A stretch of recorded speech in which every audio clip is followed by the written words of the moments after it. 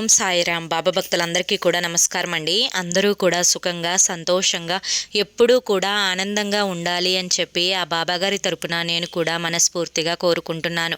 ఈరోజు బాబాగారు అందించే సందేశం ఏంటి అంటే కనుక, తల్లి ఈ రోజుతో ఒక్కొక్కరి లెక్క తేలిపోవాలి, అస్సలు ఆలోచించకు, వెంటనే ఇది నువ్వు విని తీరాలి, ఇది కేవలం నీకు సంబంధించిన విషయం, ఇది మాత్రం నువ్వు అశ్రద్ధ చేయకుండా వినమ్మా అని చెప్పి ఏదో తెలియని సందేశాన్ని ఈరోజు బాబాగారు మనకు అందించడానికి మన ముందుకు వచ్చారండి.